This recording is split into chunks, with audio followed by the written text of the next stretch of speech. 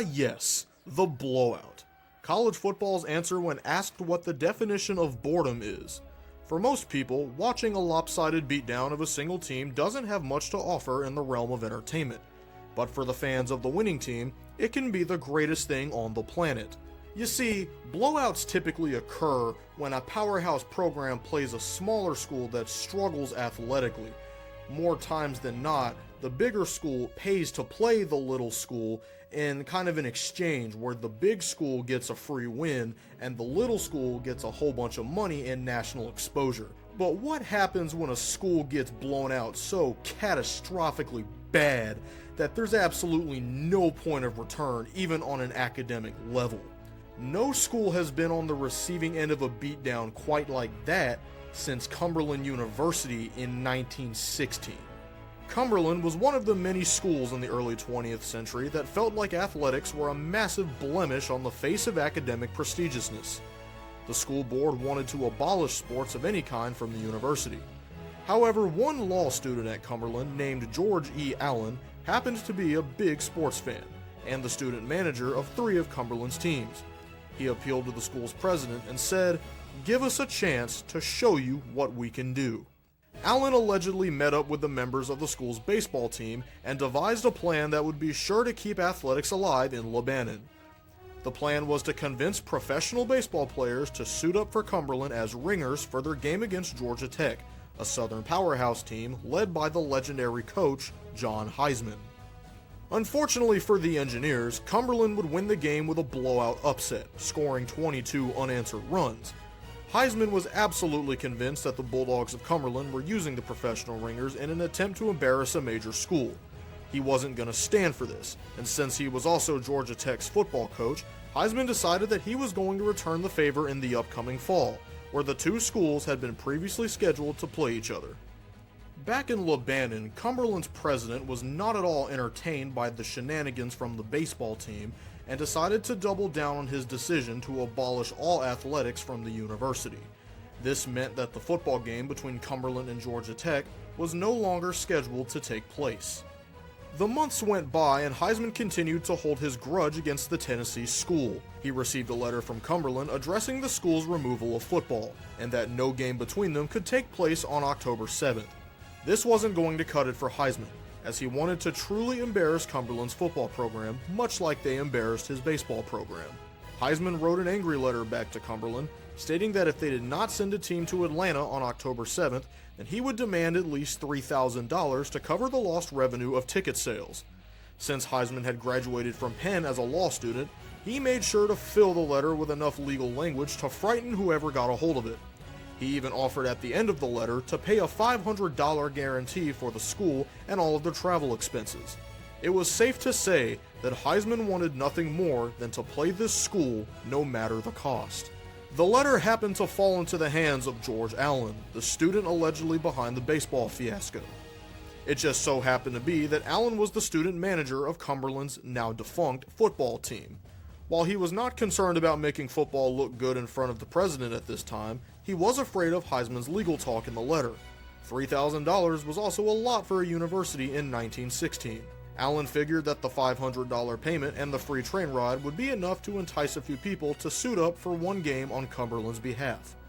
Allen, from this point on, acted as the head coach for this one-off football game. Allen decided that he was going to recruit a few of his fellow law students to play for him on the team, most of which had never even picked up a football before in their life. On top of that, the training equipment and the uniforms had both been sold already by the school, and then on top of that, they needed to find a new place to practice because they didn't want the school to find out about their antics, so they had to go somewhere secret. Allen found his workarounds to these issues. While he wasn't able to find equipment for the new players, he did manage to get new uniforms. And by new, I mean used. And by get, I mean stole from a local high school. Yeah, that's right. Allen and the new Bulldogs broke into Castle Heights High School in Lebanon and stole their football uniforms.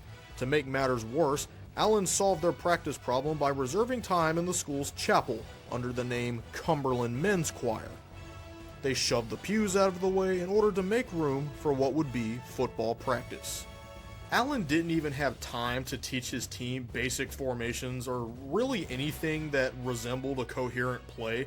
They had this code system, right, where they would give all the players the name of a vegetable, and then before the snap, they would just verbatim say what the play was going to be. They'd be like, hey, Carrot, go long, and then that was the end of it. Like, they didn't even teach the defense how to read plays. They just put them out there and said, go with it. Against a team led by John Heisman. Meanwhile, in Atlanta, Heisman continued to count down the days until he was allowed to seek his revenge against whatever Cumberland team walked onto the field. While pondering about his game plan, Heisman found the upcoming game as an opportunity to get revenge on another enemy of his, the sports writers. Back in 1916, national champions were decided by sports writers. The criteria for ranking teams was entirely based on how many points a team scored in a season. If you scored the most points, you won the national championship. Heisman disagreed with this method, however, and thought that the strength of schedule and win quality should factor into deciding a national champion. Heisman thought that if he ran up the score on Cumberland, then it would make the idea of beating up smaller schools for a national championship look incredibly flawed. With Heisman's plan set in stone, both teams looked ahead to their October 7th meeting. Before their departure for the game, Allen and his squad attempted to recruit a few new players from Vanderbilt's nearby team in Nashville. Of course, none of them agreed. Allen also attempted to recruit the train's conductor, who also didn't agree.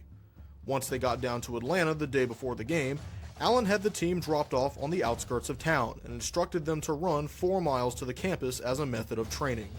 Then, on a crisp and windy day in Atlanta, the game between Georgia Tech and Cumberland was set to take place. Heisman had his team prepared to run through a brick wall. He made 2 different squads to each play a half of football, with the promise of the better squad by the end of the game getting a steak dinner. With both teams taking the field, it was time for kickoff. Cumberland started with the ball and was immediately forced to punt back to Georgia Tech. Georgia Tech scored on their first play after the punt. Cumberland continued to lose yards and fumble the ball on almost every single possession, leading to quick scores from the Engineers. As Georgia Tech plowed through the pillow-soft defense of Cumberland, Tech had amassed 63 unanswered points in the first quarter. By halftime, the score was a whopping 126-0. Apparently, an Atlanta journalist called his press office to give them an update on the halftime score, and his editors actually thought he was drunk and hung up. During halftime, Coach Heisman sarcastically told his team, "You're doing alright, but you just can't tell what those Cumberland players have up their sleeve. Be alert, hit them clean, but hit them hard." Basically, he told them to keep running up the score. The carnage continued once halftime ended. Cumberland couldn't get anything done on offense, to the point to where their leading rusher had -2 yards on 5 carries. Georgia Tech at this point thought it would be funny to mess with the inexperienced Cumberland players a bit by drawing up a play in which they fell to the ground once the ball was snapped. Since Cumberland's players were not familiar with football strategies, they assumed that they were supposed to fall to the ground too. After doing this, Tech's running back took off to the end zone with nobody to stop him because the entire defense was laying stomach first on the ground. Cumberland's players were getting critically injured left and right. 2 of them tried to switch sides mid-game and join Heisman, and others apparently escaped by hopping over a fence and making a run for it. With Cumberland down a few players, Allen decided that it was his time to suit up and start playing for his team. He only played a total of 2 downs though, one being where he punted the ball and it hit the back of the head of the player that snapped it to him, and the second being from where his teammate fumbled the ball and it landed right in front of Allen, and the teammate yelled, "Pick it up," to which Allen responded with, "You dropped it, you pick it up." Georgia Tech continued to body Cumberland, with Cumberland's only successful play of the game being a field goal block in which they formed a human pyramid like a cheerleading squad. The man at the top of the pyramid ended up with a deformed face and never recovered. By the end of the game, Georgia Tech never threw a pass, never punted, was never penalized, and scored every time they got the ball. Meanwhile, Cumberland just had a total yardage of -42 yards. The final score of the game was 222-0, and revenge was served. To this day, no other team has come remotely close to scoring the same amount of points that Georgia Tech did on that faithful day, mostly due to the fact that I'd say about 80 to 100% of the things that happened in this game are completely illegal and illogical by today's NCAA standards. I would highly recommend watching John Boyes' video on this subject. I linked it down in the description for you guys. He goes into way deeper territory when it comes to the type of plays Cumberland was running and the weird schemes they drew up. Fantastic video, and I highly recommend it. Make sure you guys leave a like and subscribe to the channel. If you want to see all of my videos as they come out, make sure you click that bell when you subscribe, and you'll get all the notifications and updates that you need to enjoy more college football content. This is the Pigskin Parrot, and thank you for watching. You might not know this, but 100 years ago today, something really big happened in the world of sports. The most lopsided game in college football history was played. And Sam Hatcher wrote a book about it. We caught up with him in Nashville today, signing copies of that book. The score is right on the cover of the book. Georgia Tech 222, Cumberland University 0. That's right. There's a great story behind the score that amounts to the guys in that game actually being heroes. So George Allen, feeling like he had made the big blunder himself, took it on himself to put together a team of 14 Kappa Sig fraternity brothers and go to Atlanta and play Georgia Tech to save its university. The book is called Heisman's First Trophy, the game that launched football in the South. Check it out.